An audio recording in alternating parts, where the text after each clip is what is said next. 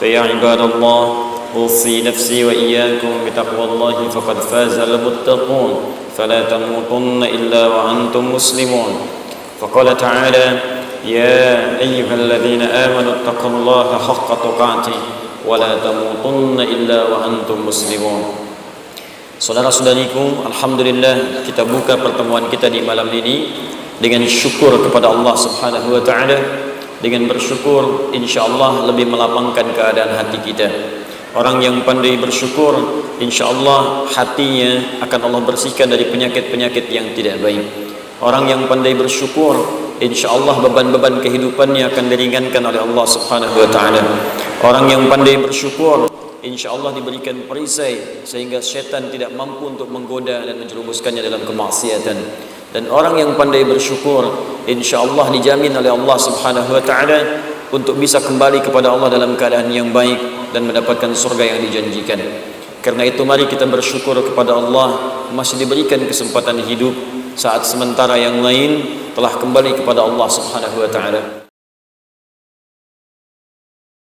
Apa yang disampaikan oleh Nabi sallallahu alaihi wasallam, perhatikan kalimatnya. Awas, saking pentingnya kalimat ini, kita mesti memahami dengan baik dan fokus ke dalamnya. Khairukum man ta'allama al-Qur'ana wa 'allamah. Khairukum, bila ada orang baik di antara manusia, maka kata Nabi, yang paling baik di antara kalian itu man ta'allama al-Qur'an, siapa yang mampu dan mau belajar Al-Quran. Dan kalimatnya menggunakan man, ismun mausulun ala fardiyatil 'amiyah, huruf sambung yang menunjuk kepada objek, kadang-kadang subjek, dan dia menunjuk kepada sifat personal tapi tanpa batas. Fardiyah 'amiyah, dia personal tapi sifatnya luas. Artinya kalau setiap Anda ingin jadi orang baik, siapa Anda? Anda pejabat, ingin jadi pejabat yang baik. Anda pengusaha, pengusaha yang baik. Anda seorang anak, anak yang baik. Anda seorang ayah, ayah yang baik. Anda seorang ibu, ibu yang baik. Anda mahasiswa, mahasiswa yang baik. Jadi apapun profesi Anda, siapapun Anda, bagaimanapun sifat Anda, kata Nabi, kalau Anda ingin menjadi yang terbaik di bidangnya. Jadi kalau ada mahasiswa yang baik, ukurannya bukan nilainya, ukurannya ini, kata Nabi. Kalau ada seorang ayah yang baik, ukurannya bukan pemberiannya, tapi ini ukurannya nih, bukan infaknya, tapi ini yang akan disampaikan oleh Nabi.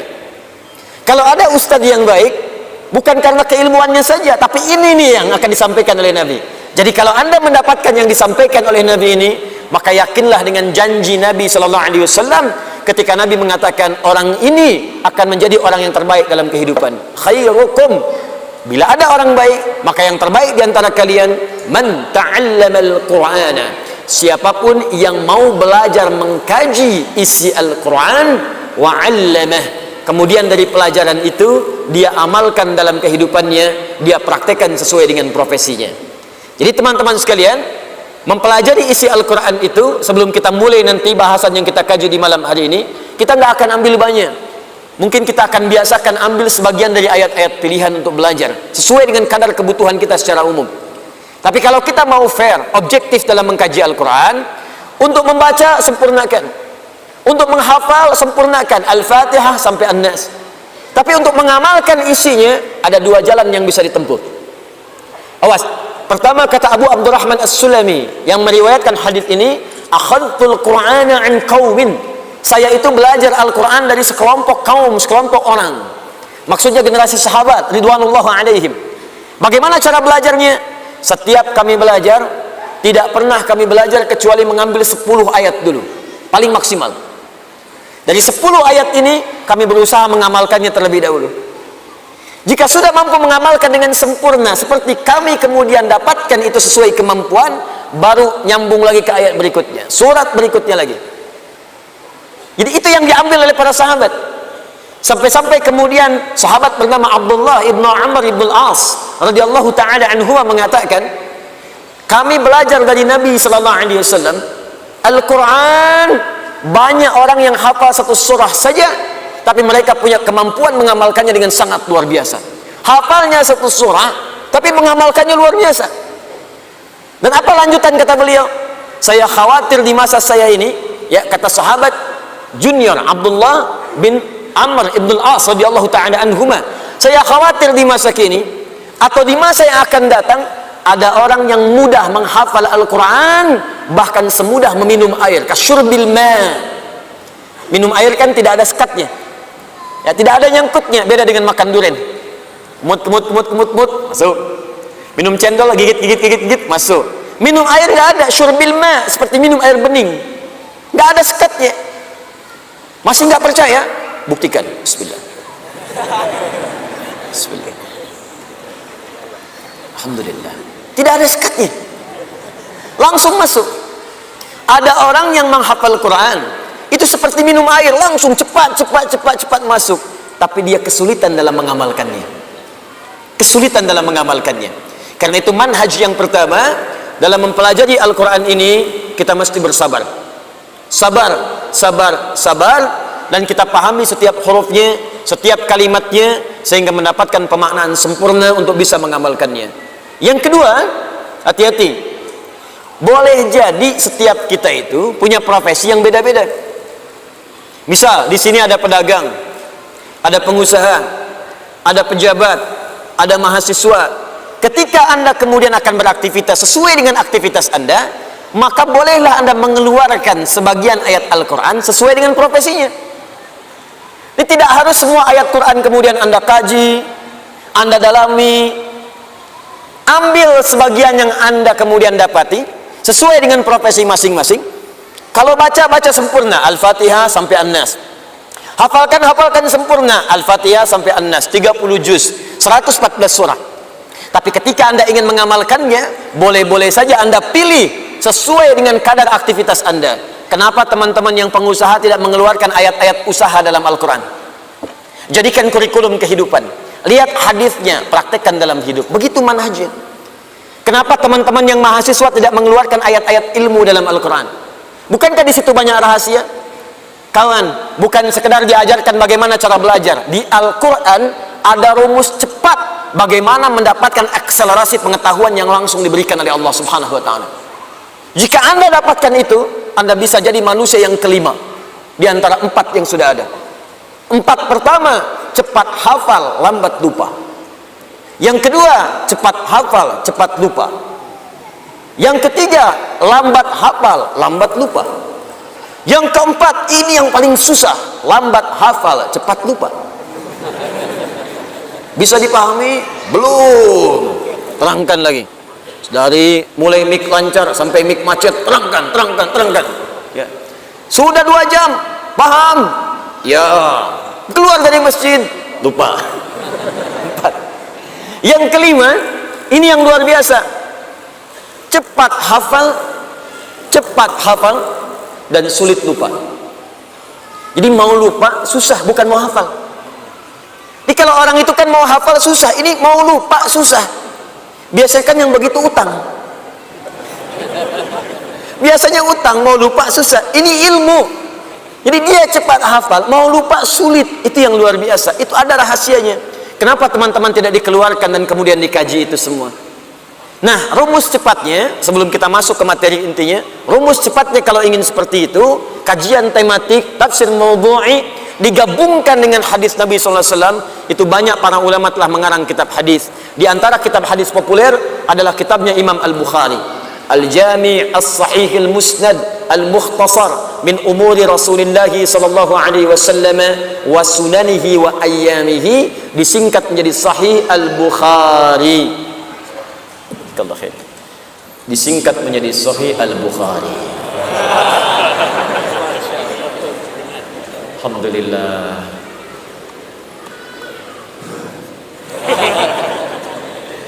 Nah, di Sahih Al-Bukhari ini itu sampai ada 97 pembahasan, 97 kitab, 97 topik. Dari kitab Bad'ul Wahyi, Kitabul Iman, Kitabul Ilmi, sampai ke Kitabul Imarah. Dari mulai kitab iman, bagaimana menata iman, bagaimana mencari pengetahuan, bagaimana menata pemerintahan, bagaimana kita menjalani bisnis, ada. Sampai kitab sakit ada. Kalau Kitabul Marid, kitab sakit, Anda bayangkan. Kalau sakit, bagaimana berdoanya? Kalau sakit, bagaimana cara memohon obatnya? Ada. Dan indahnya dibuka dulu dengan ayat Al-Quran, baru hadis-hadis Nabi-Nya Sallallahu Alaihi Wasallam. Yang kedua, ada yang sifatnya juga ayat-ayat umum yang bermanfaat untuk semua lintas profesi. Barangkali penting ayat-ayat ini untuk kita kaji, sehingga melahirkan kemudian pemahaman sempurna untuk semua dan motivasi dalam menjalani kehidupan. Di antara ayat-ayat itu ada yang terkumpul dalam satu surah, ada yang tergabung dalam dua surah di asbabun nuzulnya, juga ada yang terpisah ayat-ayat menyendiri walaupun tergabung di surah tertentu. Di antara sekian banyak ayat itu, kita akan keluarkan malam ini dua surah sekaligus yang turun bersamaan, bahkan urutannya berurutan dalam mushaf, urutan 93 dan urutan 94 dari 114 surah yang termaktub dalam mushaf, yang menjadikan firman Allah Subhanahu wa taala tertuliskan di dalamnya, yaitu surah Ad-Duha dan surah Al-Insyirah atau surah Asy-Syarah atau surah Alam Nashrah. Malam ini kita akan bahas, mudah-mudahan ada manfaat di balik dua surah itu yang bisa memotivasi kita, dan yang paling penting, semoga dengan bahasan dua surah itu, status kita malam ini insyaallah naik menjadi khairukum man ta'allamal Qur'ana wa 'allama, yaitu umat terbaik, orang baik yang pernah hidup di muka bumi insyaallah. Tidak cukup dengan amin, mari kita mulai kemudian bahasannya terlebih dahulu. Saya mohon izin, maaf sebentar, saya ingin ingatkan dulu, mohon bersabar kalau belajar dengan kami, terkhusus belajar tafsir. Saya pun tadi sampaikan siang di Masjid Al-Fathu, saya ini tipikal orang yang tidak terbiasa menyampaikan makna secara umum. Jadi makna Ad-Duha itu secara umum begini, saya tidak terbiasa. Saya itu pecinta Al-Quran, sangat cinta dengan Al-Quran, senang dengan Al-Quran, dan Al-Quran itu semua huruf yang merangkai itu mukjizat. Jadi sayang kalau nggak dibahas setiap hurufnya, setiap hurufnya, bahkan harokatnya. Bukan cuma ayatnya. Ayat itu gabungan dari kalimat, kalimat itu gabungan dari huruf-huruf, huruf-huruf pun punya harakat. Dan Al-Quran dahsyatnya, setiap huruf harakatnya itu punya makna. Karena itu ketika Nabi menyampaikan, kalau anda ingin jadi orang baik, bahasa Nabinya man ta'allama, bukan darasa. Saya coba tuliskan sebentar. Terlihat ini? Belum, karena belum saya tulis. Kalau nampak itu yang repot, ya. Jelas? Jelas. Belakang kelihatan ini? Oh, tidak. Khairukum man.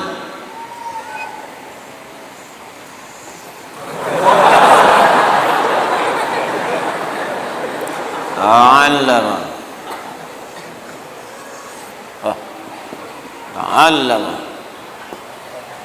Sekarang kelihatan? Alhamdulillah. Kacida pisan atuh pamit teka tinggal nih. Sageng kieu. Tuh. Man ta'allama. Ta'allama diartikan secara bahasa artinya belajar.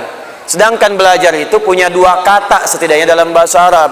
Satu, darasa. Apa satu? Darasa, dal, ra, kemudian sin. Darasa, darasa, darasa. Diserap ke dalam bahasa Sunda, ngaderes, ngaderes, ngaderes, ngaderes. Betul, banyak dari bahasa Sunda itu terambil dari bahasa Arab. Batmun, betul. Darasa, deres, ngaderes, ngaderes. Ngaderes itu artinya baca, belajar, belajar, belajar, baca. Ya. Dulu orang Sunda dengan orang Jawa bikin hadis palsu. Ya, bersekutu bikin hadis palsu. Bukan karena ingin bikinnya, dulu ingin menunjukkan bahwa hati-hati kalau belajar hadis mesti teliti, karena banyak hadis palsu bertebaran. Saking mudahnya bikin seperti itu, orang jadi semena-mena.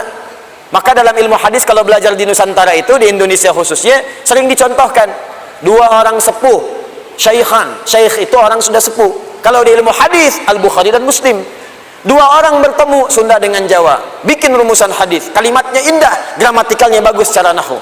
Afdalud dahri bi faisil laili, kucifa wa kurifa wa ubina hatta karusa udanhu. Fa idza bukhila fa duriba unuquhu talata marat hatta utiha. Rawahu Syaikhan. Secara nahwu sempurna, sorotnya bagus, i'rabnya tepat, harakatnya sempurna. Tapi maknanya enggak jelas. Afdalud dahri, dahar yang paling afdal. Bi faisil laili, dengan faiz lele. Kucipa, kasih kecap sedikit.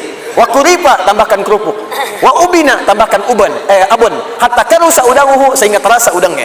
Fa idza bukhila apabila kebehelan, ya, faduriba unukuhu maka pungkulah punduknya talata marat 3 kali, hatta utiha sampai utah, sampai dia muntah. Ya. Nah, itu kalau di pesantren-pesantren suka disampaikan. Darasa itu artinya belajar dengan ringan, tidak banyak tuntutan. Kalau tajwid baca dari Iqra, ya baca naik lagi, baca sampai bisa baca. Tempat belajarnya disebut dengan madrasah. Madrasah. Madrasah. Pengajarnya disebut mudarris. Darasa, karena itu sekarang madrasah diartikan sekolah-sekolah yang sifatnya ringan. SD, madrasah ibtidaiyah. Tuh. Naik lagi madrasah i'dadiyah, SMP ringan karena anak SD belajarnya kecil-kecil. Ringan. Sedang. Dan jarang ada hambatan. Dalam kaidah ilmu lughah ada bacaan begini. Ziyadatul mabna tadullu ala ziyadatil ma'na. Kalau hurufnya bertambah, maka meluas pula maknanya. Huruf nambah, makna bertambah. Huruf meluas, makna meluas. Kalau diungkapkan dengan kalimat ini, darasa cepat, itu artinya pelajarannya ringan, cepat, nyaris tanpa hambatan. Ringan, kecil-kecil. Tapi kalau kalimatnya berubah menjadi ta'allama, tuh. Dari kata ilmu alima pakai ta, sebelum akhir pakai tasydid, syiddah. Sesuatu yang dibuka dengan huruf ta dalam ilmu sharaf, di antara maknanya adalah sesuatu yang menunjuk pada usaha yang sungguh-sungguh, serius. Serius. Fokus. Kalau sebelum akhirnya ditambahkan tasydid, ada tasydidnya. Dari kata syiddah, sesuatu yang tidak mudah. Kadang-kadang butuh motivasi kuat, 2 kali lipat. Karena itu dibaca double, ta'allama. Perhatikan, untuk belajar Al-Quran ini, kalimat nabinya menggunakan kata ta'allama, bukan darasa. Kalau kalimatnya menggunakan darasa, tentu maknanya adalah sesuatu yang mudah, gampang, pelajari, gampang, mudah, selesai. Tapi ketika menggunakan kata ta'allama, seakan-akan Nabi ingin mengatakan, hei, kalau ingin jadi orang baik, itu tidak mudah. Mesti serius belajarnya. Ayo yang sungguh-sungguh. Jangan cuma baca, lihat, terjemah, langsung paham. Tidak. Pahami dulu pelan-pelan, lihat hurufnya, luruskan niatnya, serius. Dan tambah motivasinya. Karena jangankan belajar tafsir, untuk baca saja itu butuh kesabaran. Baca koran, baca info 1 jam bisa stabil. Baca Al-Quran 10 menit bisa ngantuk. Ada baru toha. Tuh. Jadi itulah keindahannya teman-teman sekalian. Karena itu kita bersabar, pelan-pelan kita akan baca. Kita mulai dulu dengan sebab turunnya surah Ad-Duha ini. Dalam Al-Insyirah, kenapa sebab ini turunnya 2 surah ini? Apa kemudian hikmah yang bisa diambil dari sebab turunnya ini sehingga bisa memberikan inspirasi bagi kita semuanya. Kita mulai dari sini, baru kemudian kita ambil keterangan para ulama-ulama tentang tafsir atau makna dari surah Ad-Duha dan bersamaan dengan Al-Insyirah, dan kita ambil imrahnya untuk kita terapkan dalam kehidupan kita. Kita mulai dengan bahasan yang pertama, kita padukan dulu dengan sebab nuzul turunnya surah Ad-Duha dan Al-Insyirah, terkait juga dengan turunnya surah Al-Mudaththir. Bismillahirrahmanirrahim. Ini baru kita mulai, tadi muqaddimah.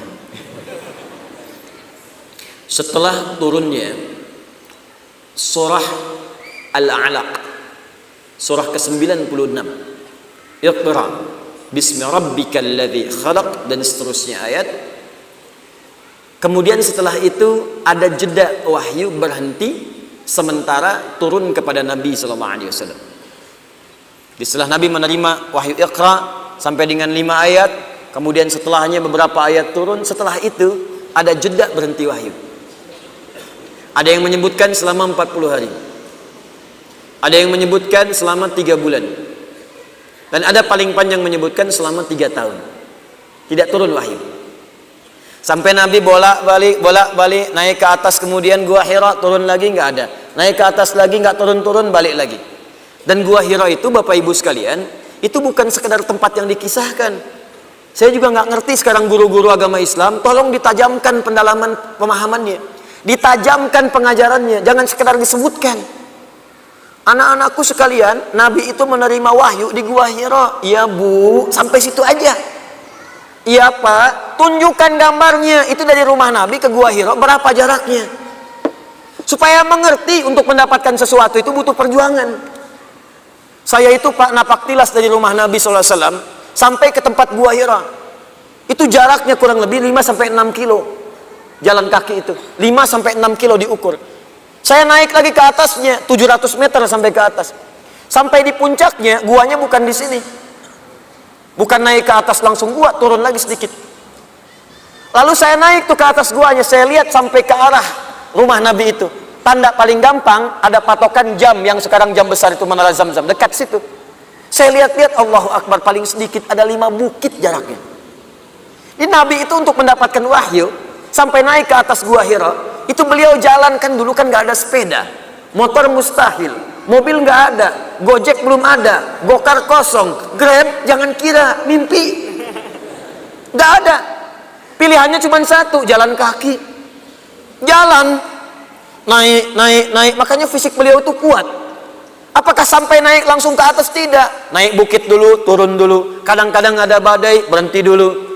Sampai di bawah, Anda kalau mau coba ya, saya bermohon pada Allah, insya Allah yang berangkat haji tahun ini dari Jawa Barat, dari manapun, seluruh Indonesia, seluruh dunia, kita doakan dimudahkan oleh Allah Subhanahu Wa Taala, insya Allah. Yang belum berangkat mudah-mudahan disegerakan oleh Allah Subhanahu Wa Taala, insya Allah. Ya, ayo, ikhtiar. Nanti sampai di sana, coba Anda naik ke Gua Hira itu, bukan sekedar naik, kadang-kadang masih ada binatang, ya, ada monyet sekitarannya. Yang kalau nggak dikasih makan, kadang-kadang nguntit Anda dari belakang, kadang-kadang tas Anda diambil dan sebagainya. Saya membayangkan bagaimana saat ketika Nabi akan mengambil dan menerima wahyu itu. Naik turun. Ini menunjukkan pesan bahwa untuk menemukan tempat yang baik itu, kadang-kadang butuh perjuangan. Kadang-kadang berkelok-kelok dulu, baru menemukan tempatnya. Untuk menemukan kedekatan dengan Allah itu butuh perjuangan. Kadang-kadang yang belum berjilbab ya akhwat, nggak seketika langsung berjilbab. Kadang ada pergolakan dulu, kadang melawan dulu orang-orang yang menyoal, kadang harus punya argumentasi sampai lapang, baru kemudian dikenakan. Untuk meninggalkan riba itu nggak mudah. Kadang berjuang dulu dengan keadaan diri, kadang harus memerangi hal yang sudah matang sebelumnya untuk mendapatkan kenikmatan setelah itu nggak mudah. Kadang perlu naik ke atas bukit, turun lagi, kadang kena badai, kadang kena pasir, kadang harus meniti seperti naik Nabi ke Gua Hira. Tapi setelah mendapatkan anugerah Iqra bismi rabbikal ladzi khalaq itu, tak akan terasa bolak-balik walaupun harus naik turun gunung, naik turun gunung. Nikmat rasanya kalau sudah dekat dengan Allah Subhanahu Wa Taala. Biasanya begadang, sekarang ingin tahajud, apakah langsung tiba? Belum tentu ya ikhwan. Dulu untuk bola bisa begadang, tunggu sambil minum kopi, nungguin champion, sampai bikin kacang di sampingnya, ditungguin sampai malam. Ada yang makan popcorn, ada yang macam-macam hanya untuk nonton. Mau pindah ke tahajud belum tentu langsung seketika terjadi. Tungguin dulu, setting alarm, kuatkan niat, bangun jam 3, alarm jam 2, jam 2:15, jam setengah 3. Alarm jam 2 mematikan yang jam 2:15, alarm 2:15 mematikan alarm yang jam setengah 3, alarm setengah 3 untuk persiapan dulu. Belum tentu mudah. Naik turun. Nah, setelah periode Iqra itu, tiba kemudian wahyu berhenti sementara waktu. Kita ambil batas paling maksimal misalnya sampai dengan 3 tahun. Minimalnya riwayatnya 40 hari. Para ulama kemudian menyimpulkan, kenapa Allah dalam hal ini memberikan jeda kepada Nabi sebelum muncul kemudian wahyu yang berikutnya. Perhatikan hikmahnya dengan sangat indah. Pertama, kata para ulama, untuk memberikan pesan kepada Nabi agar diteruskan kepada umatnya, agar terbiasa memahami makna Al-Quran dan mendalami serta mengamalkannya sebelum dia memperbanyak bacaan-bacaan kepada yang lainnya. Jadi mengkhatamkan Quran itu bagus, mengejar khatam bagus, baca bagus, tapi yang lebih disukai itu apa yang sudah dibaca, dalami, pahami supaya bisa diamalkan. Di kebanyakan orang sekarang mengejar kemudian setoran hafalan, mengejar banyaknya bacaan, mengejar khataman, cuman sayangnya apa yang dibaca nggak dipahami. Anda khatam dalam sebulan 3 kali, tapi yang dibaca-baca itu nggak ngerti apa manfaatnya untuk Anda. Pahala ada, cuman keberkahan dunianya nggak dapat dan kemuliaan akhiratnya berkurang. Maka mulailah dengan manhaj yang diajarkan oleh Nabi Sallallahu Alaihi Wasallam.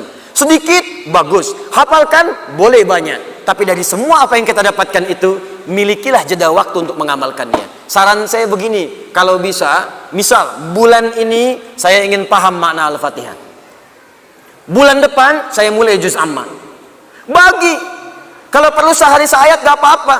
An-Naba 40 ayat misalnya, besok saya ayat pertama dulu, besoknya lagi ayat keduanya, lihat tafsirnya, jajarkan maknanya, usahakan amalkan dalam hidup. Kalau sudah begitu, hidup antum itu terisi berkah, enak. Setiap waktunya dengan Quran, dengan enak, keberkahannya nikmat sekali dan terisi waktunya, walaupun sehari hanya 1 ayat. Nah, apa yang terjadi setelah itu? Tiba-tiba Nabi naik ke atas Gua Hira siang-siang. Tidak ada wahyu turun, diputuskan turun oleh beliau. Siang itu juga, di pertengahan jalan, tiba-tiba ada panggilan kepada beliau. Ini diabadikan dalam hadis riwayat Al-Bukhari yang tentang kitab Bad'ul Wahyi, hadis nomor 4-5, riwayat sahabat Jabir bin Abdullah radhiyallahu ta'ala anhu. Tiba-tiba kemudian ada panggilan dari atas, Muhammad, Muhammad. Nengok kanan tidak ada orang, kirinya kosong, depannya nggak ada orang, belakangnya kosong. Begitu melihat ke atas, ada satu sosok, kana yaqudu bainas samai wad dunya, seperti orang yang duduk antara langit dengan bumi, sama wal ard, antara seperti duduk di antara langit dan bumi, melihat ke bawah, mengatakan Muhammad, Muhammad. Masya Allah. Mas, siapa namanya? Dzul Khair, orang yang punya kebaikan. Mas Dzul Khair siang-siang ke Al-Khuah, i'tikaf dari zuhur sampai jam 2, udah kosong, gak ada orang sama sekali. Keluar dari Al-Khuah, tiba-tiba ada panggilan di luar, Dzul.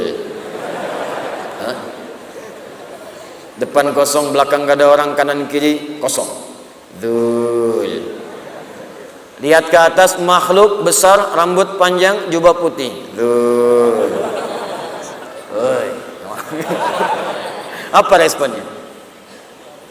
Kata Nabi, faru'ibtu minhu, saya khawatir, takut sampai bulu kuduknya naik. Lalu saya tinggalkan tempat itu dengan cepat, sampai kemudian bertemu dengan Sayyidah Khadijah.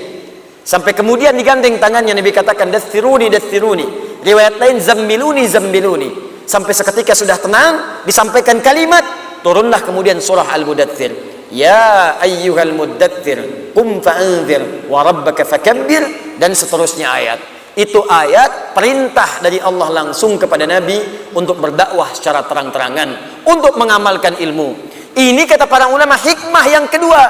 Kalau kita ingin mengamalkan sesuatu, ingin beramal, ingin ibadah, jangan sampai kita ibadah sebelum punya dasar ilmu yang matang. Nabi saya diminta beribadah, beramal, berdakwah, itu diminta berilmu dulu, 3 tahun masanya. Belajar, belajar, belajar, 40 hari paling minimal. Ini pelajaran bagi kita. Sebelum kita mengamalkan sesuatu, dasari dengan ilmu dulu. Ingin sholat tahajud, belajar dulu. Ingin kita sedekah, pelajari supaya maksimal. Apalagi ketika kita ingin menyampaikan pada orang lain, pelajari dengan baik, pahami dengan baik, baru kita sampaikan. Maka terjadilah kematangan dalam pengetahuan kita. Kasus yang pertama, wahyu tertunda dalam tanda petik turun kepada Nabi dengan hikmah tertentu. Tiba kemudian peristiwa itu terjadi lagi. Bagaimana peristiwanya? Dalam masa setelah itu turun wahyu, turun wahyu, turun wahyu, sampai kemudian terputus dalam jangka waktu sekitar 2 sampai dengan 3 malam. Saking dahsyatnya, maaf, Nabi malam itu kemudian bermohon kepada Allah, belum turun. Malam kedua, belum turun. Yang ketiga pun belum turun. Sampai-sampai di malam ketiga ini, istrinya Abu Lahab, bibinya sendiri. Abu Lahab kan bagian keluarganya, keluarga Nabi Sallallahu Alaihi Wasallam, yang kemudian disampaikan dalam Al-Quran tentang kecamannya. Istrinya Hammalatul Hatab datang kepada Nabi Muhammad Sallallahu Alaihi Wasallam. Inna sahibaka qad qalah. Hei, kata istrinya Abu Lahab, awas hati-hati, kata istrinya Abu Lahab, hei, inna sahibaka qad qalah. Sungguh, fokus, sungguh sahibmu ini maksudnya kepada Allah yang biasa memberikan firman kepadamu, yang biasa menyampaikan berita kepadamu, kayaknya sudah meninggalkanmu ya. Dia datang dengan mengolok-olok. Wah, sekarang Muhammad sudah ditinggalkan ya. Oh, Muhammad sudah seperti orang gila ya. Ya, Muhammad sudah nggak ada pendamping ya. Ya, Muhammad sudah sendirian dia sekarang ya. Bayangkan teman-teman, biasa menerima wahyu, kemudian terputus. Mirip begini nih, mirip begini. Maaf ya. Maaf. Anda misalnya pasangan suami istri. Hari pertama SMS ada, telepon ada. Hari kedua ada, hari ketiga nggak ada kabar. Hari berikutnya nggak ada kabar lagi. Hari berikutnya lagi belum ada kabar juga. Kira-kira perasaan Anda bagaimana? Nggak usah suami istri lah, anak misalnya. Anak berangkat sekolah keluar, berangkat ke Amerika. Hari pertama belum ada kabar. Hari kedua nggak ada kabar. Hari ketiga nggak ada kabar juga. Perasaan Anda bagaimana? Gelisah. Tiba-tiba kemudian ada yang mengatakan, udah ditinggalin anak ya. Udah nggak diperhatiin ya sama suami ya. Kayak orang gila aja, udah nggak ada temennya. Bagaimana perasaan Anda? Saking cintanya Nabi kepada Allah Subhanahu wa Ta'ala, beliau merindukan Allah dengan turunnya wahyu. Tapi apa yang terjadi? Wahyu belum turun, tapi yang didapatkan cacian yang tidak diduga dari orang-orang terdekatnya. Apa yang terjadi setelah itu? Dan apa hikmah terbesar dari kejadian itu? Nanti kita akan lihat settingan dari apa yang akan kita sampaikan pada malam hari ini setelah menunaikan sholat isya berjamaah. Di situ kita akan dapatkan banyak hikmah yang bisa kita raih insyaallah. Assalamualaikum warahmatullahi wabarakatuh. Alhamdulillah, wassalatu wassalamu ala rasulillah wa ala alihi wa sahbihi wa man walah wa ba'd. Saudara-saudariku, alhamdulillah kita telah menunaikan salat isya berjamaah beserta amalan-amalan sunnahnya. Semoga salat kita diterima oleh Allah Subhanahu wa taala. Baiklah, Nabi sallallahu alaihi wasallam melewati fase yang kedua saat wahyu itu belum turun rutin seperti biasanya.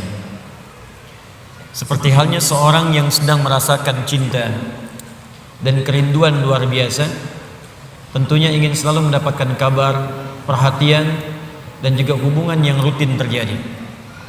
Tadi kami contohkan ketika Anda mencintai seorang anak, bahkan itu anak satu-satunya, tapi kemudian sehari tidak ada kabar, 2 hari tidak ada kabar, 3 hari tidak ada berita. Tapi yang paling kemudian memekikkan adalah juga kadang-kadang memekakkan dan memberikan beban lebih berat daripada beban barbel yang diangkat, lebih berat dibandingkan daripada beban besi yang kemudian ditimpakan ke dalam pundak, adalah datangnya orang-orang terdekat yang tidak memberikan solusi. Sudah ada persoalan, tapi dia sibuk kemudian memberatkan masalah yang dimaksudkan. Bahkan hadir celaan-celaan kemudian dari lisannya, sampai mengolok-olok dan mengatakan, sekarang udah ditinggal ya. Kayak orang gila aja sendirian, harap-harap sesuatu tapi nggak dapat. Sekarang sudah nggak punya teman ya. Kalau yang bicara orang luar mungkin kita bisa abaikan karena tidak tiap hari bertemu dia. Tapi kalau yang bicara orang terdekat, bahkan hadir di samping rumah, bahkan punya status keluarga, itu yang beban paling berat dibandingkan dengan beban mengikut barbel. Itu beban paling tinggi, paling kuat dibandingkan dengan diberikannya besi ke atas pundak. Orang yang angkat barbel mungkin seketika bisa diangkat sampai ke kaki terasa beratnya, tapi bisa dilempar selesai. Tapi kalau ada orang terdekat kemudian mencela Anda, orang terdekat memfitnah Anda, orang terdekat mengolok-olok Anda, orang terdekat menyebarkan aib Anda yang sebetulnya bukan aib pula, itu yang kadang-kadang berat untuk diterima. Di situ kadang kita merasa sedih. Ini yang terjadi keluarganya sendiri. Ini menariknya, tiba kemudian saat situasi itu terjadi di hari yang ketiganya, tiba kemudian Allah langsung turunkan 2 surah sekaligus. Termaktub dalam mushaf urutan 93 dan 94 langsung seketika. Jadi dua-duanya disebutkan satu penjamin, yang keduanya menyebutkan solusi. Bahkan beban itu langsung diisyaratkan seperti tadi kami ungkapkan. Wadduha. Bagian pertama surah 93-nya. Wal laili idza saja. Ma wadda'aka rabbuka wa ma qala. Ketika tadi keluarganya mengatakan inna sahibaka qad qalaq, sungguh Rabbmu sekarang, Tuhan itu yang kau pertuhankan itu sudah meninggalkanmu. Dijawab langsung, ma wadda'aka rabbuka wa ma qala walal akhiratu khairul laka minal ula wala sawfa yu'tika rabbuka fatarda alam yajidka yatiman fa'awa wa wajadaka dhallan wa wajadaka 'ailan fa ammal yatima fala wa ammas sa'ila fala wa amma bi ni'mati rabbika. 11 ayat langsung. Apakah berhenti? Tidak. Teruskan surah yang keduanya. Langsung disebutkan tentang beban yang terasa terpikul itu. Seketika dijatuhkan bebannya oleh Allah Subhanahu wa taala. Nanti kita bahas tafsirnya. Alam nashrah laka wa wada'na alladhi wa rafa'na fa inna ma'al fa idza faraghta wa ila rabbika. Allahu akbar. Dua surah ini kalau kita bahas dengan benar, tanamkan, hunjamkan ke dalam jiwa, maka orang yang bisa memahaminya dengan baik, demi Allah saya katakan, beban seberat apapun akan ringan terasa ia terima dalam hidupnya. Seakan hidup gak ada beban. Sepanjang dua surah ini dipraktekkan dalam kehidupan. Karena saya yakin setiap kita itu yang hidup pasti punya beban persoalan. Jadi jangan dikira wajah-wajah yang hadir saat ini, ada yang senyum, ada yang tertawa, belum tentu gak punya masalah. Kadang-kadang tersimpan untuk merasa menghilangkan persoalan itu ketawa. Untuk merasa menghilangkan beban itu tersenyum. Bukan berarti masalahnya hilang. Dan yang paling berat adalah hal-hal yang tidak kita duga sebelumnya. Masalah itu hadir di sekitaran orang-orang dekat kita tersendiri. Dan penyebab persoalan itu adalah orang-orang yang tidak kita duga sebelumnya. Abu Jahal itu partner Nabi sebelum masuk Islam. Dalam apa? Dalam persaingan olahraga, sering bergulat juga, dan selalu Nabi menang. Abu Jahal selalu kalah. Sampai seketika dikalahkan oleh Nabi, kalah lagi. Sampai penasaran dengan Nabi. Abu Lahab itu teman-teman sekalian, paman Nabi, bahkan anaknya menikah kemudian dengan putri Nabi SAW.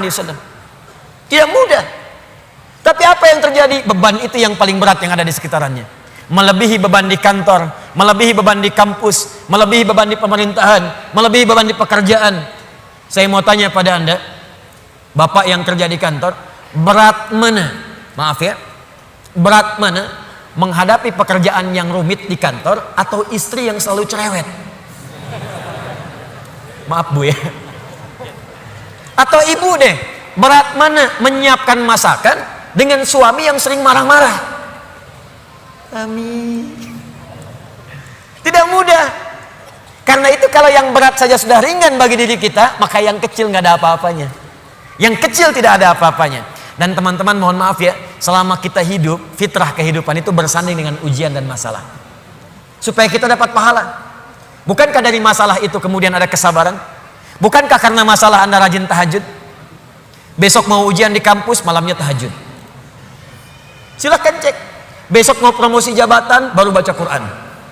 Besok ada proyek mau lelang, baru puasa. Bukankah dengan semua itu bertambah ada motivasi untuk mendekat kepada Allah? Maka demikian pula hidup berbanding lurus dengan persoalan, dan persoalan diberikan kepada kita bukan untuk memberikan beban, tapi supaya kualitas hidup kita meningkat. Hanya persoalannya bagaimana mengatasi persoalan itu terasa mudah ketika kita hadapi. Itu poinnya. Jelas sampai sini? Baik, mari kita mulai. Wadduha, saya bersumpah kata Allah demi waktu duha yang menghadirkan cahaya yang penuh dengan kenikmatan. Wawunya sumpah, qasam. Misal wallahi ya, kalau saya gunakan waw dengan kalimat Allah, wallahi ma ajidul mimhah qariban minas sabbar. Demi Allah saya bersumpah, saya enggak dapat penghapus ketika saya akan menghapus. Aina huwa? Di mana dia?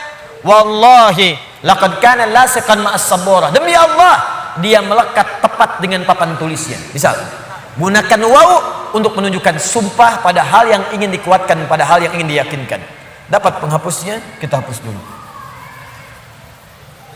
Saya hapus sebentar ya.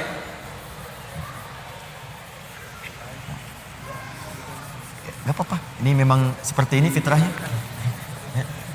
Pertemuan kedua ke Al-Qur'an, datang sendiri, menangkan sendiri, ngapus sendiri.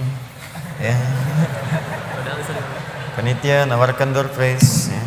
Nawarkan mic, selesai, masuk surga. Alhamdulillah. Ayo lihat, saya ulang ya pelan-pelan. Wadduha. Wadduha.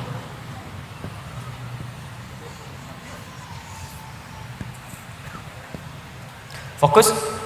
Huruf waw dalam bahasa Arab itu setidaknya secara garis besar ada dua jenis. Satu disebut atof. Atof itu waw yang mengikutkan pada hukum sebelumnya. Misal, buka Quran surah ke-2 Al-Baqarah ayat 127. Paling kiri sebelah atas.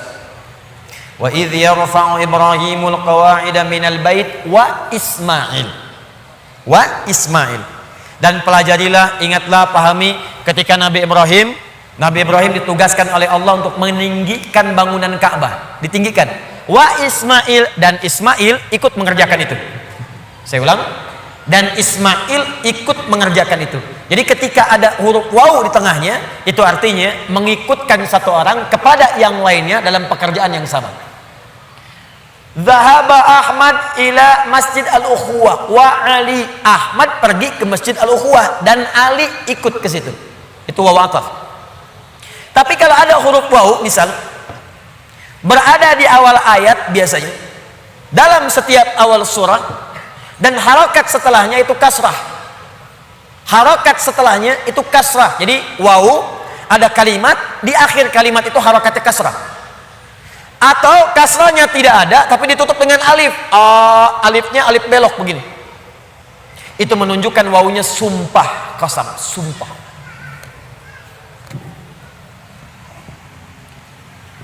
Saya ingin katakan pada Anda, kalau ada orang ragu kemudian saya bersumpah, bukankah sumpah itu bisa membuat ia lebih yakin? Bukankah sumpah itu ditujukan untuk menepis keraguan? Lihat baik-baik, manusia saja bersumpah Anda bisa yakin. Sekarang Allah itu nggak bersumpah pun pasti benar, tapi kemudian dihadirkan sumpah. Kalau Allah sudah bersumpah, itu bukan sekedar ingin menyampaikan kalimat atau informasi, tapi Allah ingin memberikan komitmen dengan sungguh-sungguh dan menanamkannya ke dalam jiwa. Seakan-akan Allah ingin katakan, hei, saya bersumpah ya, saya komitmen, tanamkan pada jiwamu yang paling dalam. Wadduha, demi waktu duha yang cahayanya begitu menyejukkan, menenteramkan. Bukankah kalau waktu duha Anda keluar cahayanya enak? Ya? Nah, sumpah yang pertama ini ada yang memaknai dengan kalimat makna hakiki. Ini bersumpah dengan suasana alam yang sejuk. Tapi ada yang memaknai dengan kalimat majazi, kata kiasan. Muhammad, saya bersumpah, tanamkan pada hatimu yang paling dalam demi keadaanmu yang pernah mengalami ketenangan. Seperti halnya engkau merasakan cahaya duha. Demi kondisimu yang pernah merasakan sukacita, yang pernah enak, pernah nyaman, nggak ada gangguan, persis seperti engkau berjemur dalam suasana duha. Bukankah kalau Anda keluar suasana duha enak? Dalam bahasa bebasnya, saya bersumpah demi ketenangan, kenyamanan, kesejukan yang pernah engkau rasakan dalam hidupmu sampai dengan sekarang, seperti merasakan cahaya duha. Walaili idza saja. Hati-hati. Dan saya pun bersumpah demi malam apabila telah datang gelap gulita. Demi malam apabila nampak gelap sehingga tidak terasa, tidak terlihat apa yang ada di sekitarannya. Ini pun bisa diartikan bahasa kiasan. Walaili idza saja. Maaf, kalau malam gelap itu terus cahaya tidak ada, lilin tidak ada, lampu sudah tidak ada, Anda ada dalam satu ruangan, kira-kira, mohon izin ya, maaf sekali, kira-kira benda-benda sekitaran kita nampak tidak? Tidak. Kalau sudah tidak nampak, bisa nggak menjangkaunya secara cepat? Meraba kan? Meraba. Ustadz, tapi gigi saya putih, kalau saya senyum ada cahaya. Tidak. Tetap pantulannya tidak akan menghadirkan optik yang sempurna. Maka ketika Anda ingin meraba, sulit. Ada orang, maaf ya, dihadapkan pada sebuah peristiwa, berat peristiwanya, seperti orang berada di tengah malam. Memang suasananya siang, matahari ada, tapi bebannya begitu berat sampai-sampai matanya terasa gelap, kayak orang limbung, jalan limbung. Pernah punya masalah di kantor, tiba-tiba baru datang, Anda dipecat. Oh, astagfirullah. Kenapa Pak? Jangan tanya alasannya, pulang saja. Padahal suasana siang, terang benderang, mataharinya juga terik, tapi seakan-akan kita mendapatkan sesuatu yang gelap. Pulang goyang. Ibu tiba-tiba baru nyampe di pengajian, dapat WA. Aku sudah tidak mencintaimu lagi. Oh, kenapa ini? Papa, apa yang terjadi? Apa mah? Ada SMS begini. Itu bukan nomor papa, mungkin salah. Tapi kalau itu benar, gelap. Jadi ada beban-beban tertentu dalam kehidupan yang terasa begitu gelap. Maka muncul kalimat walaili idza saja. Ataupun suasana yang engkau punya beban Muhammad, saking beratnya beban itu seperti engkau berada di pertengahan malam yang tidak ada cahaya, sulit berjalan, sulit meraba, sampai ada beban di pundakmu. Ma wadda'aka rabbuka wa ma qala. Tanamkan dalam jiwamu, aku bersumpah kata Allah, dan ini komitmenku kepadamu. Baik engkau dalam suasana suka seperti waktu duha, ataupun dalam suasana punya beban yang sangat berat, tanamkan, yakinkan pada jiwamu, aku tidak akan pernah meninggalkanmu untuk selamanya. Jangan dengarkan perempuan itu yang berkata, Tuhanmu telah meninggalkanmu. Inna sahibaka qad qala. Dijawab langsung oleh Allah, ma wadda'aka rabbuka wa ma qala. Gak akan pernah Tuhanmu meninggalkanmu, apalagi kemudian menjauhimu. Ini kata para ulama, ini manhaj yang pertama. Bila seseorang dekat dengan Allah dan selalu mendekatkan diri kepada Allah untuk bertakarrub, dekat sampai merasakan kedekatan dengan Allah, maka tidak ada yang paling menyenangkan dan tidak akan pernah merasakan beban dalam hidup kecuali semuanya akan diringankan oleh Allah Subhanahu wa taala. Kecuali semuanya akan terasa ringan karena dia merasa dekat dengan Allah Subhanahu wa taala. Di bahasa singkatnya begini, kalau Anda dekat dengan Allah, baik dalam suasana senang tidak akan melalaikan. Biasa saja karena yang paling tingginya Allah. Dan kalau sedang punya musibah pun gak akan berpengaruh. Seberat apapun, sepanjang Anda merasa ada Allah, demi Allah saya katakan, semua itu akan terasa ringan. Contoh, maaf ya, Anda sedang punya masalah sekarang, berat rasanya, gak mudah dirasakan. Tapi dalam hati Anda ada keyakinan kepada Allah. Tiba-tiba muncul kalimat, la yukallifullahu nafsan illa. Allah gak mungkin titipkan beban persoalan kecuali Anda sanggup menjalaninya. Jadi kalau orang-orang yang dekat dengan Allah, di hatinya ada Allah, dalam pikirannya ada Allah, ingatannya terhadap Allah, jadi yang lain itu terasa kecil. Ini berita langsung dari Allah. Kalau beban hidup kamu ingin ringan menghadapi persoalan, maka dekatkan dirimu kepada Allah. Maka dalam suasana suka engkau tidak akan lalai. Kan ada orang yang suasana suka dia lupa dengan Allah, sehingga gak sadar berbuat maksiat. Dulu waktu belum jadi direktur, olahraganya bersepeda. Jadi direktur, sekarang mulai main golf, jalan. Sekarang mulai punya sekretaris. Sekretarisnya perempuan. Banyak melihat sekretaris dibandingkan istri di rumah. Jalan. Pergaulan mulai meluas. Hati-hati. Kalau tidak ada manhaj rabbani, kedekatan dengan Allah dalam jiwa, itu bisa berpeluang untuk bermaksiat. Hati-hati, bisa berpeluang untuk bermaksiat. Dulu belum terlalu kaya, pakainya sepeda, kadang jalan kaki. Sekarang datang mobil, kalau nggak punya kedekatan dengan Allah, mobil itu kadang-kadang nggak bisa buka pintunya. Kalau belum dibukakan, nggak mau keluar. Kalau belum muter keliling komplek, belum afdol.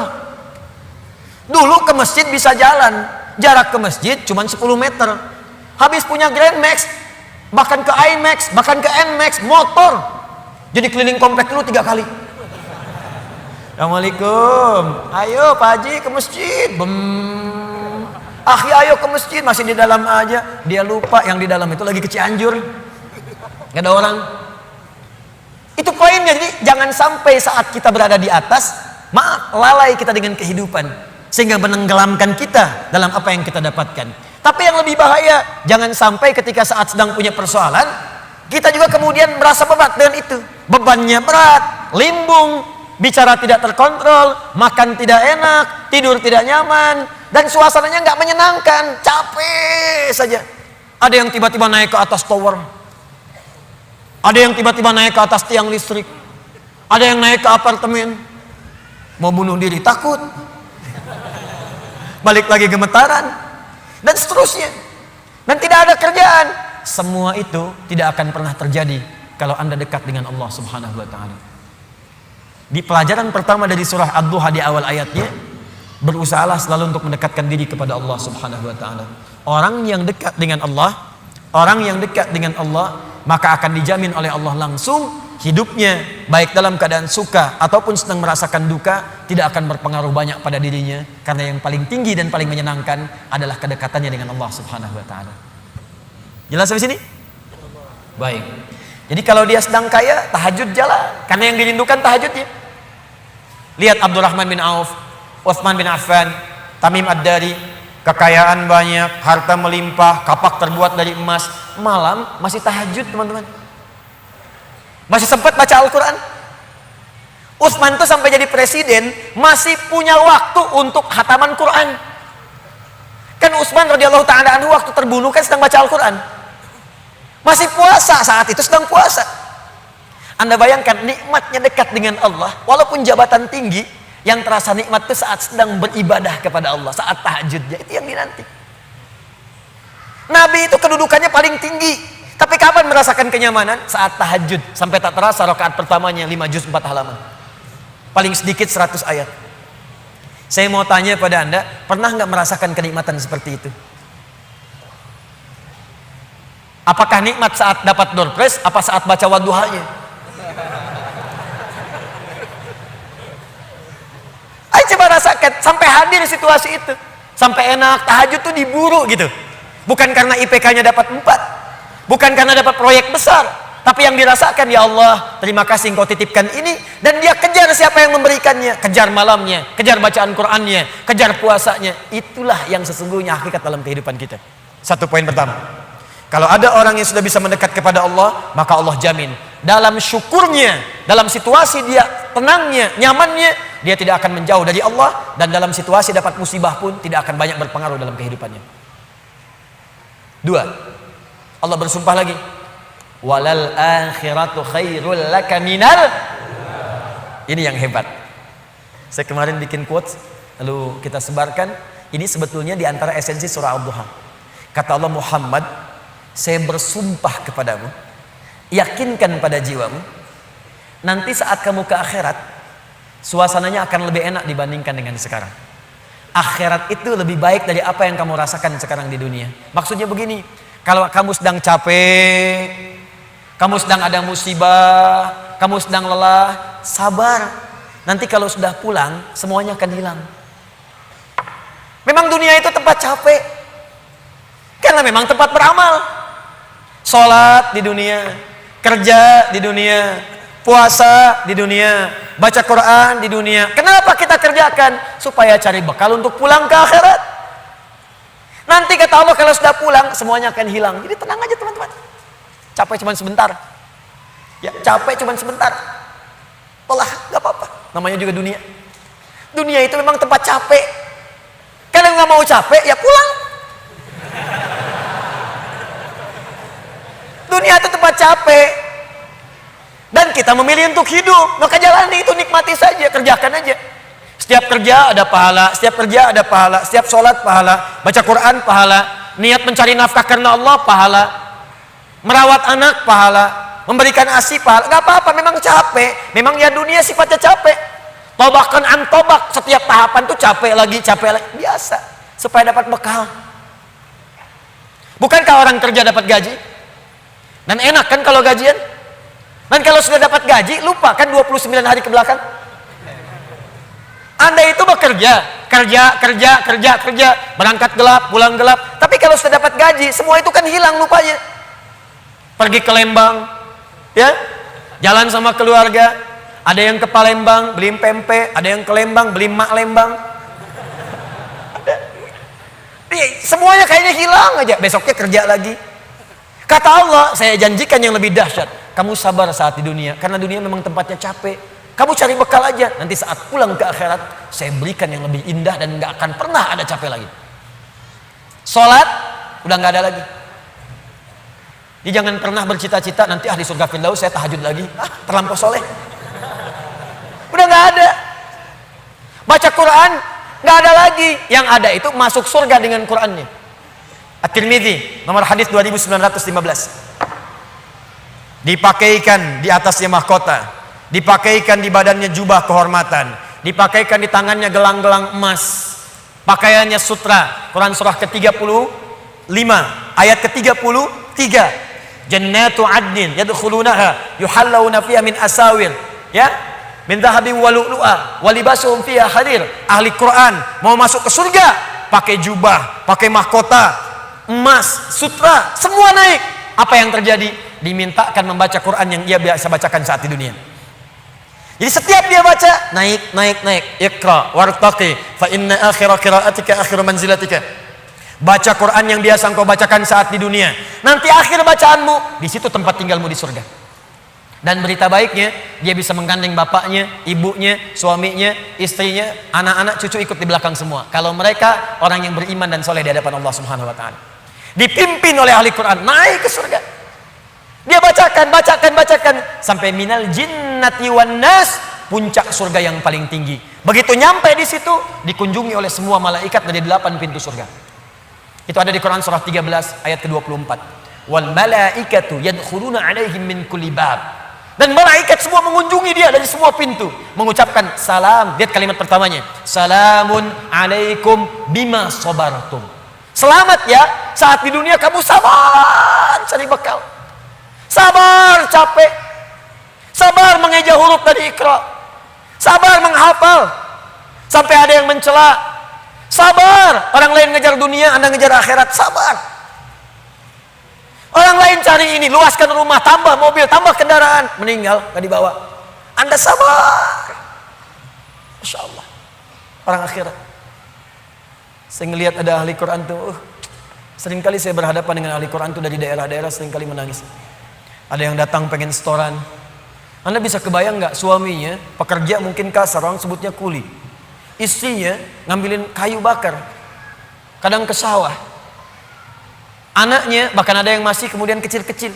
Tapi kalau Anda berkunjung ke rumahnya, semua makanan dihidangkan yang mampu dia suguhkan. Lalu keluar kalimat, alhamdulillah, Abi kalau bekerja dapat uang banyak sekali, 500.000 sebulan, 500.000 banyak sekali, syukur. Ternyata perempuan itu sudah punya sanad hafalan Quran 7 qiraat. Lelakinya hafal Quran, anaknya hafidz semua. Anaknya penghafal Quran semua. Anda ada di mana? Itu perlombaan, sabar, naik sampai ke atas. Jadi kalau sekarang sedang capek, nikmati, sabar. Besok kalau meninggal, nggak ada capek lagi. Dan panggilannya sudah tenang kita, karena kerja kita selesai. Mirip begini, ada berita besok gajian, tenang kan? Malam tidur enak kan? Orang yang punya bekal itu, dia sabar itu, nanti di akhir sakaratul mautnya, dia tampakkan semua hasil pekerjaannya, sampai hatinya merasa tenang. Jadi nggak terasa, tidur aja. Ya ayat Tuhan nafsul mutmainnah, ditarik, tenang, tidur aja, selesai. Tinggal dia jumpai Allah di akhirat, nanti mendapatkan hasil dari apa yang dia kerjakan. Makanya kata Allah, kalau sedang sholat, terasa capek, apa jawabannya? Sabar ya, walal akhiratu khairul laka minal ula. Nanti di akhirat nggak ada tahajud lagi. Kalau sedang menghafal Quran capek, sabar ya, nanti di akhirat gak ada menghafal lagi. Abadi sifatnya, wafat selesai hafalan itu. Kalau sedang kena musibah, sabar ya, sabar. Jalani dulu, zikir kepada Allah supaya dapat pahala. Nanti setelah meninggal gak ada masalah lagi, tenang. Nanti pulang selesai semua. Jadi kalau ini kita tanamkan dalam jiwa kita, setiap punya masalah, nanti beres kok insya Allah. Selesai kok. Memang saya jalani aja sampai waktunya saya wafat, saya pulang, saya dapatkan semua kenikmatannya. Masya Allah. Ustadz beneran? Benar. Surganya banyak Ustadz. Alhamdulillah. Tapi Ustadz, kalau di surga pengen ngerokok, bisa enggak? Ya kalau bisa silakan, ambil apinya di neraka misalnya. Ya, nikmat, sudah selesai. Kemudian apa yang terjadi? Wala saufa yu'tika rabbuka fatarda. Ini yang paling dahsyat. Nanti di akhirat kata Allah, kalau kamu sabar saat di dunia sekarang, Bu, Pak, sabar tahajud, sabar merawat anak, sabar sekolahkan mereka ke pesantren, sabar talaki Al-Quran, sabar berjamaah ke masjid. Anda kerja di pemerintahan, kerja jadi pegawai, ada yang berdagang, ada yang bisnis, sabar. Waktunya sholat, sholat. Waktunya zakat, zakat, sabar. Nanti kata Allah, saat pulang ke akhirat, wala saufa yu'tika rabbuka fatarda. Saya akan berikan semua yang kamu inginkan sampai puas. Kaidah nikmat itu, kaidah nikmat. Semua bicara termasuk dalam Al-Quran. Selama hidup di dunia, kaidah nikmat itu gak ada yang pernah puas. Saya ulang ya, nikmat itu gak ada yang pernah puas. Contoh, punya sepeda nikmat bukan? Punya motor nikmat tidak? Punya mobil nikmat tidak? Pertanyaan saya, ketika Anda dapat sepeda, apakah merasa cukup dengan sepeda? Kalau sudah dapat sepeda, pengen apa? Sudah dapat motor, pengen apa? Sudah punya mobil, pengen apa? Pesawat. Garasi nggak punya, nerbangin nggak bisa, masih pengen. Belum menikah, pengen apa? Menikah. Sudah menikah, pengen apa? Punya anak. Sudah punya anak, pengen apa? Pengen cucu. Semua terus, jadi nggak ada puasnya. Nikmat itu terus pengen.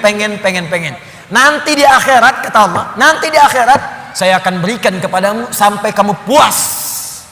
Sampai Anda mengatakan, ya Allah, cukup ya Allah, puas. Sekarang mah pengen terus, pengen. Nanti puas ya Allah, cukup puas. Ini semuanya nikmat. Sampai selesai semua. Makanya bersabar, dunia sebentar. Sebentar mas, besok meninggal, selesai masalah. Mau besok meninggal? Susah. Sabar. Dan alhamdulillahnya nggak ada yang dikasih tahu kapan meninggal. Kalau diberitahu, bisa jadi kita pun nggak semangat. Sebentar lagi Anda akan meninggal. Jam 8:45 lewat, kemudian 45 detik. Waduh, kajian udah bubar, nggak pulang, di masjid aja. Astagfirullah. Kenapa Pak? 2 menit lagi. Ini amalan nggak terencana. Ini karena kita nggak tahu kapan wafat, kita bisa merencanakan. Malam ini tahajud insya Allah jam sekian. Saya mau istighfar jam sekian.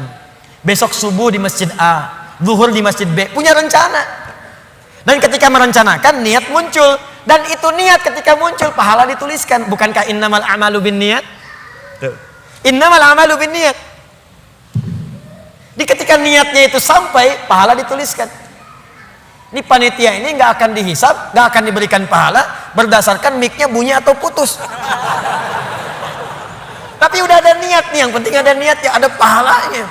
Masalah bunyi putus perjuangan saya di sini. Jelas ya?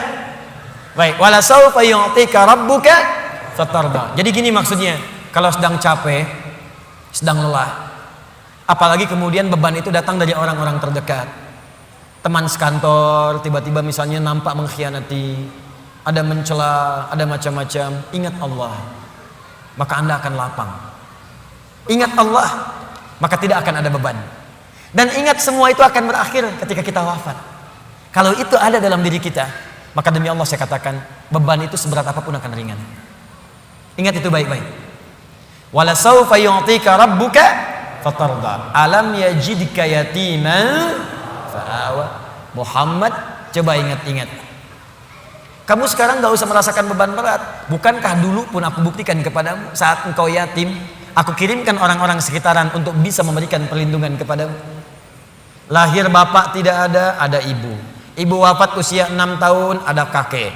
Kakek wafat usia kemudian Nabi Muhammad 8 tahun, ada paman. Ada semua. Ingat Muhammad SAW. Kalau sedang kamu merasakan beban, ingat senang yang dulu saya berikan. Manhaj yang ketiga.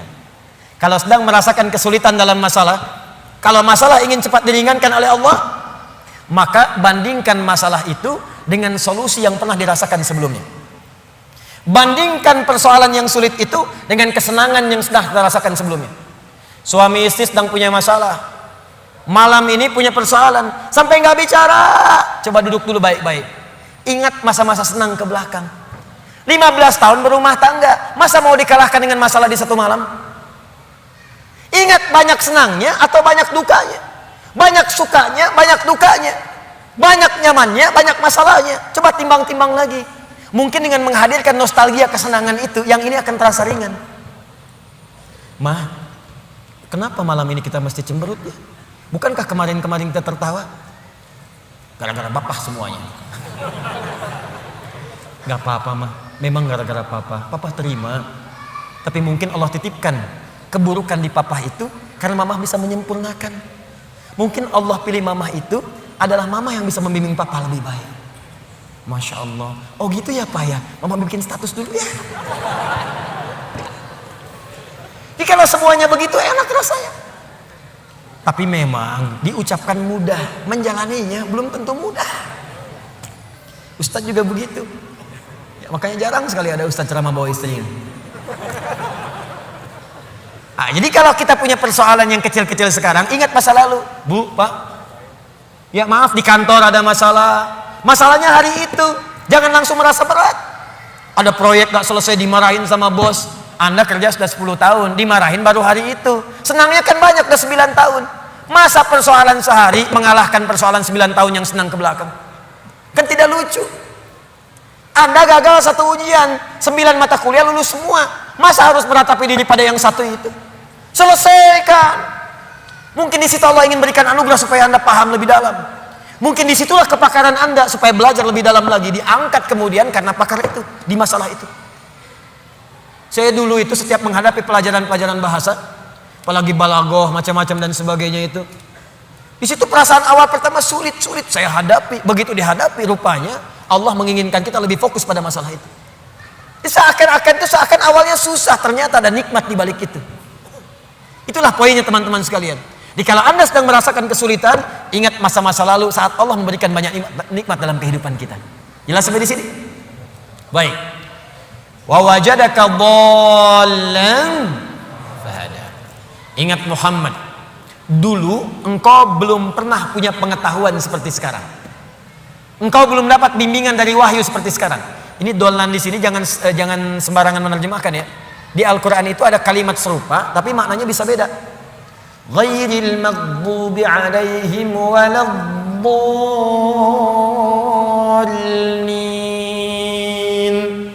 Maghdub yang tercela, maghdub yang terhina, dhalin di situ yang tersesat, tidak mendapatkan petunjuk Allah. Tapi kalau di surah Wadduha itu jangan diartikan tersesat. Bukan tidak mendapatkan petunjuk Allah, artinya yang belum mendapatkan bimbingan wahyu dari Allah Subhanahu wa taala. Bukankah dulu belum turun wahyu kepadamu? Bukankah dulu belum turun ayat-ayat Quran kepadamu yang membuat engkau semakin tenang sekarang? Lalu setelah itu fahada, datanglah kemudian ayat-ayat itu. Hada itu kata kerja, kata bendanya hudan. Al-Quran disebut dalam Al-Quran dengan nama hudan. Dzalikal kitabu la raiba fi hudan syahrul Ramadan alladzi unzila fihi al-Quran hudan linnas. Hudan. Wajadaka dhallan fahada. Muhammad, dulu kamu belum punya pengetahuan, sekarang dapat ilmu. Dulu kamu belum dapat bimbingan wahyu, sekarang dapat wahyu. Maksudnya apa? Ingat-ingat Muhammad. Sekarang saat kamu dapat beban seperti ini, jangan cepat banyak menyesali, karena banyak nikmat Allah yang lain yang bisa kamu hadirkan. Nikmat pengetahuan, nikmat kesehatan, nikmat mendapatkan bimbingan. Nah ini pun Bu, Pak, penting untuk disadari. Kalau sedang merasakan sulit di satu nikmat, maka ingat nikmat-nikmat yang lainnya. Misal, maaf ya, Ustadz saya diponis oleh dokter, jantung saya sakit Ustadz. Jantung kan sakit, tapi kan otak masih sehat, telinga masih sehat, lisan masih sehat, mata masih sehat. Salahnya manusia kadang-kadang mengaitkan penyakit dengan kematian. Teori wafat itu nggak butuh penyakit. Wafat itu kalau ajal tiba langsung wafat, nggak ada penyakit pun wafat. Banyak orang sehat wafat, banyak orang sakit bahkan sampai koma belum nyampe titik. Banyak orang sakit di rumah sakit, tapi yang meninggal bisa yang sehat duluan. Karena kaidah untuk wafat itu bukan penyakit, ajal tiba. La yastakhiruna sa'ata wa la yastaqdimun. Quran surah 7 ayat 34. Ini kesalahan manusia itu kadang begitu. Divonis cancer, stadium 4. Waktunya tinggal sebulan lagi, nggak akan nyampe kalau belum nyampe. Nggak akan wafat kalau belum wafat. Nih saya kasih kisah nyata ya, ini nyata betulan. Ada orang divonis sudah berat nih, penyakitnya dalam, sampai dokternya mengatakan ini nggak akan tahan daripada 2 pekan secara medis. Orang ini mau berangkat haji, udah muntah-muntah, udah macam-macam, dia paksakan berangkat. Sampai dia bawa bekal, nggak apa-apa lah. Ini pakaian ihram saya, ini kisah nyata, sekalian jadi kafan saya. Berangkat ke sana, bahkan keluarga sudah melepas dengan segalanya, kalau wafat nanti di tanah suci. Apa yang terjadi? Sampai di sana berangkat haji, tawaf muntah darah. Berangkat lagi. Tawaf pertama kan umrah tuh, tawaf kudum, selesai. Sampai kemudian masuk wukuf di Arafah, sudah sepekan. Berjalan lagi. Lontar jumrah, naik sampai puncaknya pun teman-teman.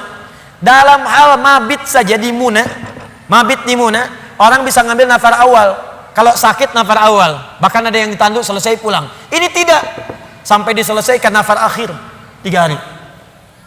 Tanpa sadar sudah lewat 2 pekan di Mekah. Masih sehat. 3 pekan makin merasa enak.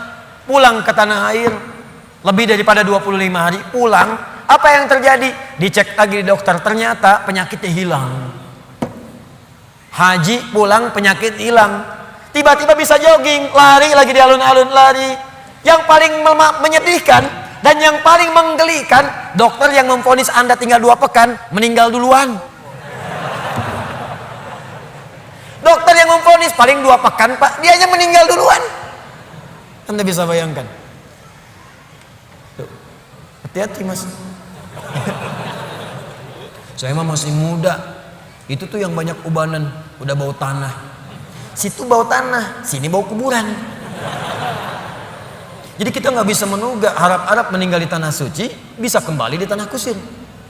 Harap-harap wafat di tanah kusir, wafat di tanah abang. Jadi bisa dimanapun, nggak bisa kita pilih.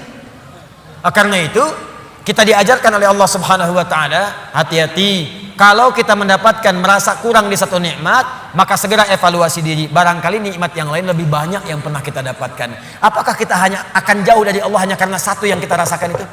Sementara Allah berikan banyak kepada kita. Nah ini pelajaran penting juga. Awas, awas. Karena ini nanti terkait nanti dengan hal-hal penting. Ada yatim, ada yang lain, ada peminta, ada yang lainnya. Perhatikan baik-baik. Fokus baik-baik. Jangan sampai hubungan Anda pun dengan orang. Karena ayat ini punya hablum minan nas, hablum minallah. Hablum minallah vertikal, hablum minan nas horizontal. Jangan sampai Anda punya hubungan dengan orang sudah bertahun-tahun baik, putus hanya karena satu persoalan yang terjadi di satu hari. Sering terjadi begitu. Anda nggak sadar, bertahun-tahun berteman, bertahun-tahun berkolega, bertahun-tahun bertetangga, di pemerintahan, di jabatan, di harta benda, di macam-macam. Cuman gara-gara satu persoalan lupa dengan kebaikan yang pernah terjadi di masa-masa lalu. Kalau itu terjadi dalam hidup Anda, maka Anda sedang dikuasai oleh setan. Anda sedang jauh dari Allah. Karena ayatnya mengatakan, orang yang dekat dengan Allah tidak akan dipengaruhi oleh persoalan-persoalan yang tiba seketika, dan dia tidak akan melupakan kebaikan-kebaikan yang pernah terjadi di masa lalu. Lawan dari Allah itu tagut. Tagut terbesar itu setan. Allahu waliyul ladzina amanu yukhrijuhum minadh dhulumati ilan nur wal ladzina kafaru awliya'uhumut taghut. Tagut terbesar setan. Jelas sampai sini? Awas, hati-hati, kasusnya banyak terjadi.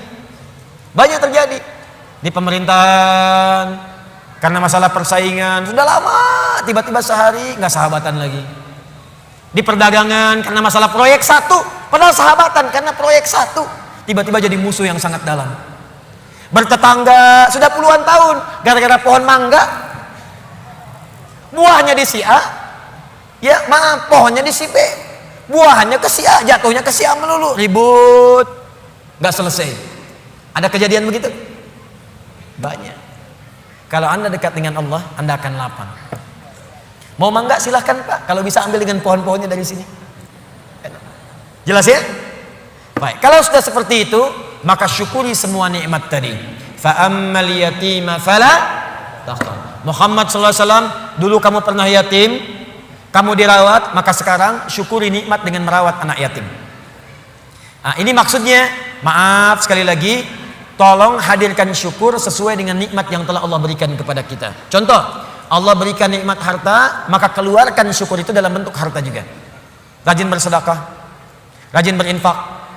Ya, Allah berikan nikmat Al-Quran, maka berikan bentuk syukur dengan bentuk Al-Quran juga. Ke masjid imami, ajari murid-murid Quran, buka majlis ta'lim tentang Quran, itu bentuk syukurnya. Di ketika Nabi pernah yatim, dirawat oleh orang lain, kemudian kata Allah, wujudkan bentuk syukurmu dengan merawat anak yatim juga. Fa ammal yatima fala taqhar. Maka jika ada anak yatim, sayangi, sayangi, sayangi, sayangi. Wa ammas sa'ila fala tanhar. Kalau ada orang nanya, kamu kan Muhammad, saya berikan ilmu, berikan Al-Quran, berikan wahyu, maka bentuk syukurnya setiap ada orang bertanya tentang ilmu, tentang wahyu, berikan kepadanya. Berikan, jangan tutupi, sesuai dengan kadar kelapangannya. Maka itulah prinsipnya, kalau kita ingin bersyukur dan ditambah nikmatnya oleh Allah, setiap diberikan nikmat maka cepat syukuri nikmat itu sesuai dengan fungsinya. Kalau harta, sedekah. Kalau ilmu, ajarkan. Kalau Quran, tampilkan. Demikian seterusnya. Kalau Anda hidupnya begitu, ringan kita.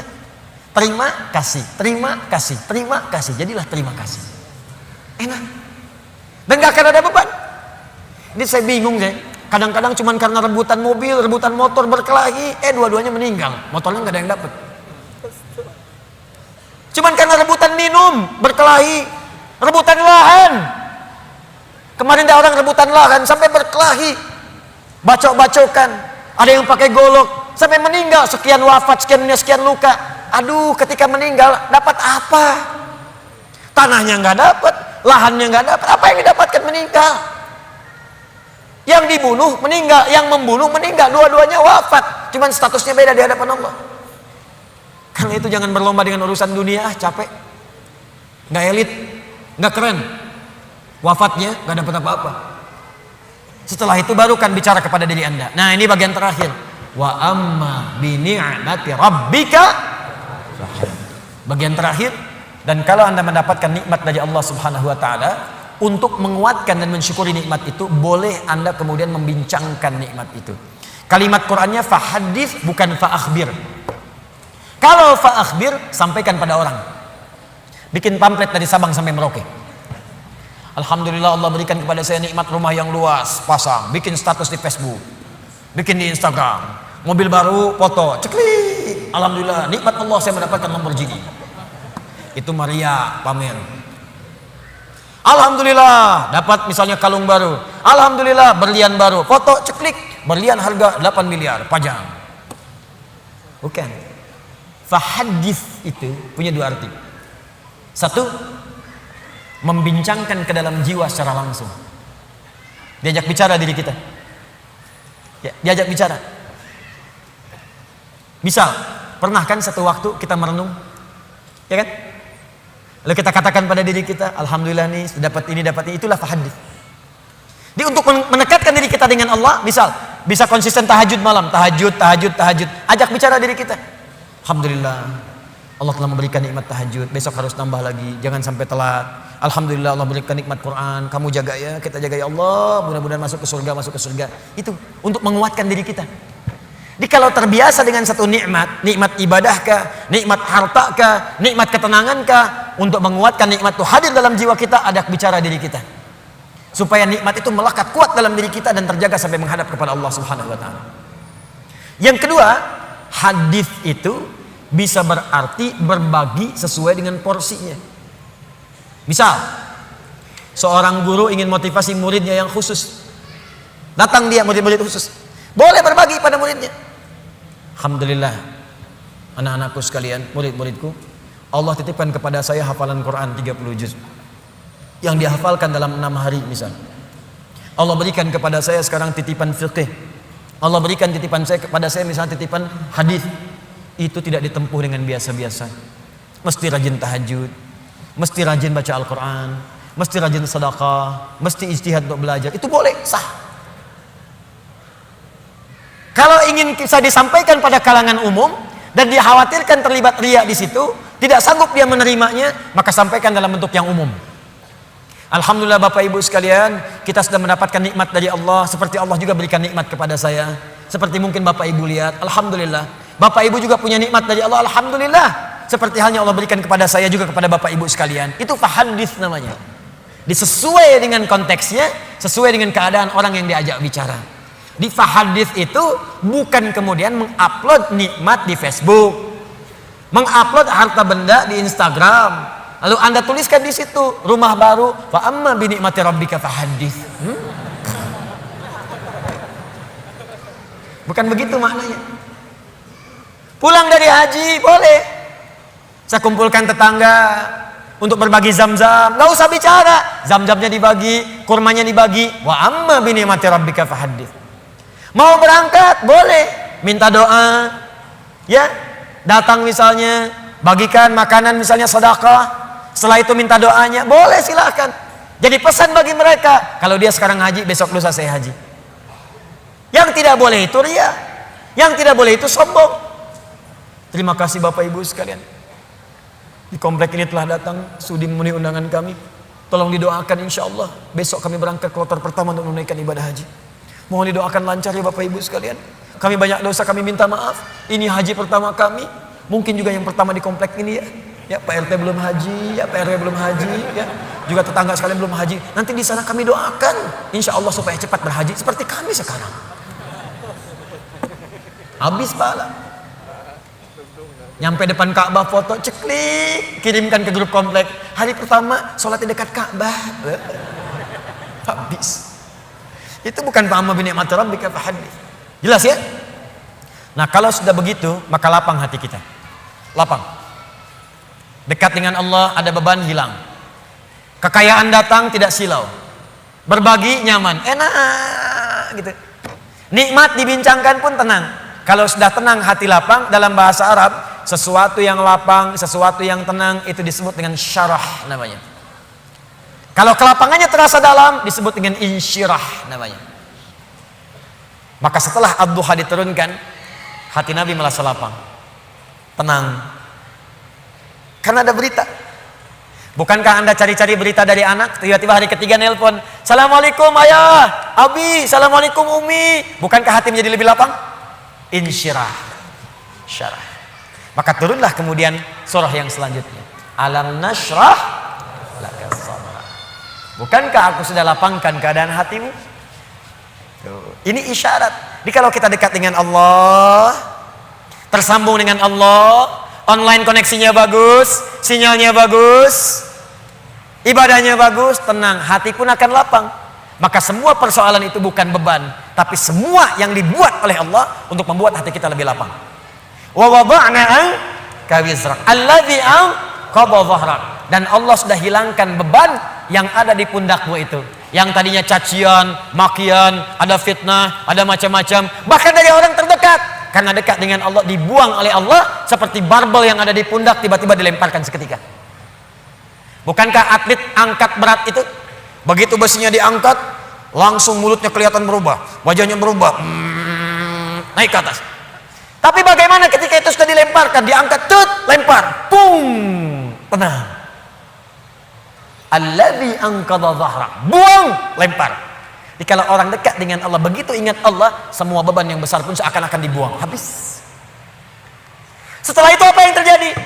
Ketika Anda bisa bersabar, lebih dekat dengan Allah lagi, lebih dekat dengan Allah lagi, maka yang terjadi, Allah bukan tenggelamkan Anda, tapi Anda akan diangkat di hadapan Allah Subhanahu wa taala.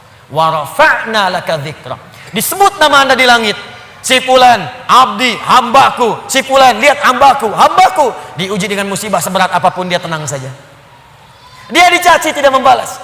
Dia dihina dia bersabar. Bahkan orang terdekatnya mengkhianati dia sabar. Diangkat derajatnya oleh Allah. Dan satu kali diputar oleh Allah. Ja'al haqq wa zahaqal batil, innal batila kana zahuqa. Satu hari kemudian terbukalah kemudian yang nyata itu, maka yang buruknya hilang, yang baiknya muncul. Bukankah Yusuf alaihissalam pernah difitnah? Bukankah Yusuf alaihissalam pernah masuk penjara? Bukankah Yusuf alaihissalam pernah masuk ke dalam sumur? Bukankah beliau kemudian pernah disiksa? Bukankah beliau pernah dihujat? Tapi apa yang terjadi? Ketika beliau naik jadi menteri, membebaskan Mesir dari kelaparan, datang kemudian punya jabatan, apa yang terjadi? Ditukar semuanya menjadi baik. Wa rafa'na laka dzikrak, diangkat oleh Allah dan semua masa-masa suram itu hilang seketika. Sekarang saya tanya pada Anda, tidak pernah ada menyebutkan Nabi Muhammad SAW, bukankah yang terbayang kebaikannya saja? Bukankah yang terbayang ketakwaannya saja? Bukankah yang terbayang kemuliaannya saja? Semua beban ketika sedang sholat ditaruh kotoran di atasnya. Ketika beliau berdakwah dilempari di Taif dengan batu. Ketika kemudian beliau sedang tidur akan diusir dikepung oleh 100 pemuda. Semua siksaan, semua tantangan. Tapi apa yang terjadi? Ketika hijrah, semua lapang, balik ke Mekah, wa rafa'na laka dzikrak, diangkat semuanya. Tidak ada yang menyebutkan Muhammad kecuali semua kebaikan. Dan orang-orang sekitarnya kembali menjadi baik. Bagian terakhirnya, kalau Anda ingin mendapatkan ini semua, tidak mudah kata Allah. Bagaimana cara mendekat kepada Allah yang pertama? Maka rumus yang pertamanya, sebelum Anda lakukan dengan pendekatan ibadah kepada Allah, maka Allah berikan rumus cepat. Perhatikan rumus cepatnya. Perhatikan rumus cepatnya. Kalau sedang punya masalah besar, dan masalah itu ingin cepat dibuang dari benak Anda, tidak membebani pikiran Anda, maka keluarkan rumus ini dalam kehidupan. Lihat kalimatnya. Inna ma'al, lihat. Alladzi anqadha dhahrak wa rafa'na laka dzikrak. Fa inna ma'al usri yusra. Kalau Anda sedang punya masalah, kata Allah, langsung tanamkan pada jiwa Anda. Kalau perlu berkali-kali, yakinkan pada jiwa Anda, setiap ada masalah pasti ada solusi. Itu cara mengemas kalimatnya. Setiap ada persoalan pasti ada solusinya. Bahasa gampangnya begini, kalau punya masalah langsung hadirkan di benak kita, pasti ada solusinya, pasti selesai. Nah, orang begitu itu lebih ringan dibandingkan bikin status. Engkau tidak seperti yang aku kira. Rupanya engkau mengkhianatiku di belakangku. Terus nungguin status, disebarin ke orang, capek. Ping, dibaca. Kunaon, cek. Itu biasa, abi mas sabar. Capek. Buat apa? Yakinkan Allah tidak akan menguji saya kecuali saya sanggup. La yukallifullahu nafsan illa wus'aha. Yang kedua apa? Inna ma'al usri yusra. Ini pasti selesai. Nih catat kalimat saya. Catat baik-baik.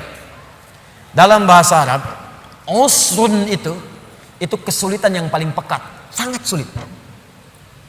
Kalau kesulitan relatif namanya su'bun su'ubah. Bagi si fulan sulit, bagi yang lain mudah. Su'bun. Tapi Allah tidak pernah mengatakan begini, inna ma'as su'ubati yusra, enggak pernah. Kalau su'bun, si fulan gampang, yang lain susah. Saya tanya begini deh, maaf ya. Bahasa Arab itu susah atau gampang? Susah. Kata siapa? Saya tinggal di beberapa negara di Arab, cukup lama di sana. Saking gampangnya bahasa Arab, anak-anak kecil begini bisa bahasa Arab. 2010 saya di Mekah. Lewat kemudian. Setelah itu tugas datang berangkat lagi. Ke arah Anjum, ada hotel Anjum sekarang, bintang 4 tapi bagus. Di pelataran haram ada orang duduk. Dia itu sakitnya sarafnya. Dia nggak sadar gitu kan. Sakit saraf, Anda bayangkan. Orang bilang penyakit yang saya nggak sanggup lah gitu ya. Sebetulnya tidak ada yang kata-kata yang kasar. Saya nggak bisa keluar kata-kata itu. Ya sakit, terganggu jiwanya, sarafnya. Tapi hebatnya bisa ngadap ke arah hotel ceramah pakai bahasa Arab. Alhamdulillahirabbil alamin. Wassalatu wassalamu ala Rasulillahil karim. Ikhwatal kiram. Bayangkan orang yang sakit saraf bisa ceramah pakai bahasa Arab. Gampang. Kenapa jadi susah? Lalu Anda katakan itu kan orang Arab, Ustaz. Di sini orang Bandung. Kata siapa? Unta Arab ribuan tahun ada di Arab, sampai sekarang nggak bisa bahasa Arab. Beo Cililin bawa ke Mekah, 2 hari ajarin. Assalamualaikum, kaivaluk. Nah, ini kata orang, bukan karena susahnya, ada nggak kemauan bagi kita untuk berusaha. Kalau mau pasti jadi gampang, tapi kalau nggak mau susah, itulah su'ubah. Tapi kalau semua orang susah, bisa. Maaf, bawa mobil susah atau gampang? Susah. Bawa mobil, kalau nyetir mobil bisa, bawa mobil susah, nggak ada yang bisa, sulit, berat bebannya. Itu disebut usrun namanya, ain sinra, usrun. Al-'usra. Asara. Ya'sru 'usran. Tuh. Berat seberat-beratnya. Solusinya, kalau mudah yang relatif namanya sahlun, sahlah, suhulah. Itu bagi si A mudah, yang lain belum tentu. Tapi kalau semua mudah, semudah-mudahnya. Seperti minum air, seperti ngangkat sedotan, seperti ngambil tisu. Jangankan orang 50 tahun, anak 5 tahun bisa ngambil. Itu yusrun namanya. Yusrun. Mudah. Orang yang namanya yusrun artinya orang yang mudah, yang ringan, yang gampang. Yusrun, semudah-mudahnya seperti mengangkat tisu. Kata Allah, lihat sini. Kalau Anda sedang punya masalah seberat apapun usrun, kalau masalah itu ingin diringankan oleh Allah, walaupun solusinya belum datang, maka tanamkan pada hati Anda, ini pasti selesai. Mudah, seperti ngangkat tisu. Gak ada yang susah bagi Allah. Orang yang dekat dengan Allah, dia tahu semua solusi ada pada Allah. Punya masalah dengan harta, Allah yang maha kaya. Masalah dengan ujian, Allah yang maha mengetahui. Allah yang punya ilmu. Masalah di rumah tangga, Allah yang punya solusi. Semua Allah punya. Apa yang tidak punya bagi Allah? Makanya orang yang dekat dengan Allah, begitu ada persoalan, ingat Allah. Masalah pasti selesai. Kayak ngangkat tisu, bagi Allah gampang. Jadi kalau sedang punya persoalan, Bu, di rumah tangga, nggak usah banyak mengeluh. Ya, walaupun belum datang solusi, sampaikan pada jiwa kita. Insya Allah selesai. Saya yakin ya. Kapan? Terserah Allah. Yang penting saya ikhtiar. Setelah itu ini indah. Fa idza faraghta fansab. Setelah itu move on. Itu bahasa kitanya. Faraghta fansab, move on. Kalau kita sudah selesaikan yang ini, siapkan lagi rencana berikutnya. Jangan mati sampai di situ. Jangan berhenti sampai di situ. Apa gara-gara tidak lulus satu mata kuliah Anda ingin keluar dari kampus ini? Apa yang Anda kerjakan? Anda itu lulus 4 mata kuliah, gagal 1. Apa kemudian tiba-tiba ingin meninggalkan kampusnya? Tapi saya kecewa dengan dosennya. Sebetulnya saya lulus, dikasih nilainya malah D. Gara-gara dosen gak suka dengan saya. Buktikan dengan ilmu Anda. Gampang, move on. Kerjakan. Sudah, yang sudah berlalu, sudah. Sekarang saya hadapi. Hadapi dengan benar. Gak usah berhenti di situ. Di pekerjaan Anda dicela. Gak benar kamu begini. Buktikan. Sekarang saya selesaikan. Fa idza faraghta fansab. Kalau udah selesai yang ini, siapkan yang berikutnya. Setelah itu wa ila rabbika farghab. Jangan lupakan hubungan dengan Allah supaya diringankan apa yang Anda sedang kerjakan itu. Itu rumusnya. Ini memang mudah dibincangkan dan tidak mudah dipraktekkan. Tapi kalau kita jadikan manhaj sebagai acuan, insya Allah akan berpengaruh pada kehidupan. Gak percaya silahkan Anda praktekkan. Keluarkan rumusnya sebagai kesimpulan. Pertama, kalau sedang punya persoalan, yakin Allah akan menolong kita. Yang kedua, ingat baik-baik. Setiap ada persoalan, selalu ada solusinya. Yang ketiga, selalu lapangkan hati kita dalam menerima cobaan apapun. Yang keempat, cepat move on. Kalau ada masalah, selesaikan, hadapi, serahkan semua kepada Allah hasilnya. Setelah itu, siapkan rencana-rencana kita berikutnya. Kalau hidup kita begini, kita akan teratur dan tidak akan disibukkan oleh celaan dan tantangan yang hadir dari sekitaran kita. Antum jalan aja. Paham? Ini tuh seperti sederhana, dibaca tiap waktu. Suratnya dibaca saat maghrib, dibaca saat isya. Mana buktinya? Baru baca wadduha, setelah itu sudah mengeluh. Wala sawfa yu'tika rabbuka fatarda, sampai ujungnya wa amma bi ni'mati rabbika fahaddits. Assalamualaikum warahmatullahi wabarakatuh. Assalamualaikum warahmatullahi wabarakatuh. Kenapa akhi? Masalah saya belum selesai. Sabar, terapkan. Jelas sampai di sini? Nah, karena itu kesimpulan dari materi kita malam hari ini, pertama, selalulah mendekat kepada Allah Subhanahu wa taala agar hidup kita lebih mudah. Saya ulang, selalulah mendekat kepada Allah Subhanahu wa taala agar hidup kita lebih mudah. Yakin, Pak? Bu, yakin. Allah itu pencipta kita, Allah yang punya solusi dari semua masalah kita. Anda dekat dengan Pak Wali Kota, pekerjaan Anda mudah di kota. Anda dekat dengan Allah, apa yang tidak mudah bagi Allah? Anda kan kalau keluar dari Bandung sulit juga. Pejabat di kota Bandung, masuk kabupaten belum tentu bisa mudah. Pejabat di Jawa Barat, masuk ke Sumatera belum tentu mudah. Pejabat di Indonesia, masuk ke Afrika belum tentu mudah. Anda dekat dengan Allah, di mana batasan Allah? Gak ada. Dimanapun Anda mudah. Meninggal mudah. Ya ayat Tuhan nafsul mutmainnah, hai jiwa yang tenang, ayo cepat pulang, mudah. Masuk alam kubur mudah. Quran surah 3 ayat 169 sampai 172. Ya. Wala tahsabanna alladziina qutilu fi sabilillahi amwata bal ahya'un 'inda rabbihim yurzaqun. Mudah. Kembali ke Allah hari kiamat mudah. Yauma yub'atsu hayya. Quran surah ke-19 ayat 15. Masuk surga mudah. Mudah. Salamun alaikum bima sabartum. Tinggal masuk. Dekat dengan Allah dimanapun akan terasa mudah. Nah, karena itu PR kita malam hari ini coba susun rencana. Ibadah apa yang bisa kita kerjakan secara mudah supaya kita bisa lebih dekat dengan Allah Subhanahu wa taala. Ibadah apa saja secara bertahap yang bisa kita kerjakan untuk membangun kedekatan dengan Allah. Misal, maaf ya, nggak harus semua dikumpulkan dulu. Keluarkan satu-satu. Anda mau mulai dari sholat dulu. Keluarkan semua bentuk sholat. Sholat sunnahnya, rawatibnya, sholat duhanya, syuruknya. Nanti besok satu-satu mulai kerjakan. Jangan semuanya dulu. Tahajud pengen langsung 11. Memang bangunnya jam 2, sholatnya sampai jam 3. Tidur lagi, bangun jam 8. Pakai rumus Nabi 2 rakaat dulu, witir 1 rakaat. Gitu dulu. Nanti latihan lagi besoknya, latihan puasa. Jangan langsung ke puncaknya dulu. Saya pengen langsung jadi hamba yang paling beriman. Puasa Daud. Masya Allah. Senin puasa, Selasa tidak. Rabu puasa, Kamis tidak. Jumat, Sabtu, Ahad, Senin, Selasa, enggak lagi setelahnya. Banyak tidaknya dibandingkan puasanya. Senin dulu. Mulai selama sebulan. Sudah enak tambah Kamis. Mulai sebulan lagi. Sudah enak tambah Ayyamul Bid. Mulai di bulan itu. Sudah enak puasa Daud. Oh gitu Ustadz ya.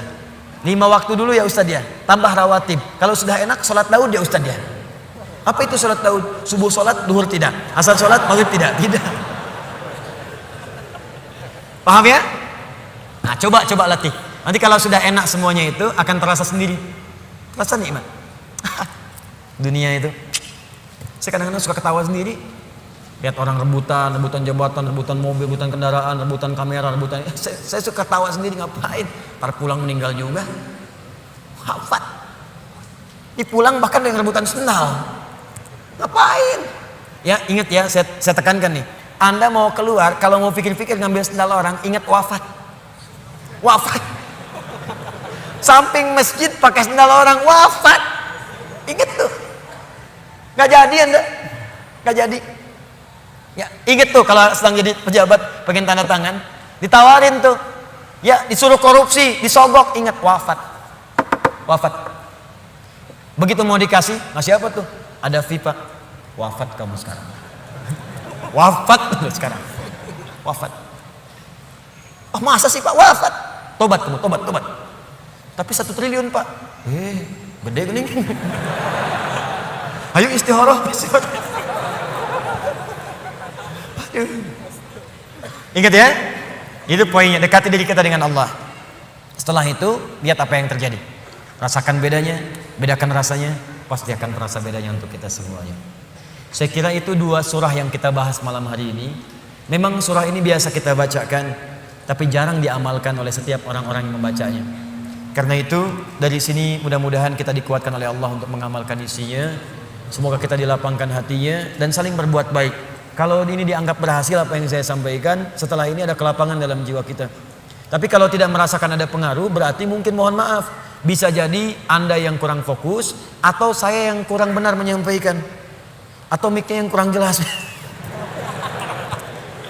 Tidak ya, kita belajar dengan baik insya Allah. Mudah-mudahan ada kemuliaan untuk kita semuanya. Baik teman-teman, izin saya menyampaikan informasi. Pertama, ini besok saya jadikan edisi spesial di Kota Baru Parahyangan, Masjid Ar-Rahman. Fikih ikhtilafnya saya hadirkan untuk membahas pertanyaan saja. Jadi semua pertanyaan malam ini, termasuk yang tadi pagi, besok saya bahas khusus di Ar-Rahman. Tidak ada materi, jawab langsung pertanyaan. Pertanyaan. Karena saya kira saya sudah banyak ke Bandung dan ada sesi pertanyaan yang kadang-kadang tidak terrespon dengan baik. Ya, itu nanti sebagian juga akan saya jawab lewat Adi Hidayat Official. Kita ada channel official. Akhir TV sekarang sedang maintenance, ya, supaya ada tayangan lebih sempurna lagi, lebih baik. Kita punya harapan 24 jam ada tayangan. Jadi sekarang kita gunakan dulu official. Nanti setelah itu sempurna, baru kemudian kita launchingkan untuk semuanya. Info paling menarik, bulan depan kita akan mulai program menghafal Quran 30 juz karantina 30 hari. Bagi Anda yang sudah mendaftar, siap-siap, nanti akan dihubungi kapan waktunya. Tempatnya di Bekasi, nanti ada di Lampung. ada di Sulawesi, dan Bandung sedang disiapkan. Nanti begitu sudah siap, Anda bisa hadir di situ. Ada tempat untuk ikhwan, tempat untuk akhwat. Yang kedua, pekan depan ada utusan dari Sudan. Mereka akan membawa beasiswa sebanyak 15 orang, khusus untuk penghafal Quran 30 juz. Diberikan kesempatan beasiswa ke Sudan gratis di Jamiatul Quran, yaitu University of Al-Quran, Al-Quran University. Jadi kampus Al-Quran khusus mencetak para ahli Al-Quran, bukan cuma hafal tapi dengan ilmu-ilmunya. Nanti saya infokan kemudian. Yang terakhir, pekan depan akan ada seleksi insya Allah program PKU, Pendidikan Kadar Ulama. Itu nanti langsung kami yang seleksi, saya yang seleksi, akan tinggal dengan saya selama setahun. Saya langsung yang didik. Ya, tinggal dengan saya, tinggal di tempat saya di Bekasi. Ya, kami yang biayai semuanya gratis. Ya, sampai setahun selesai, baru nanti kami sekolahkan sesuai dengan bakat-bakatnya masing-masing. Kalau dia senang Quran, kita arahkan ke kampus Quran.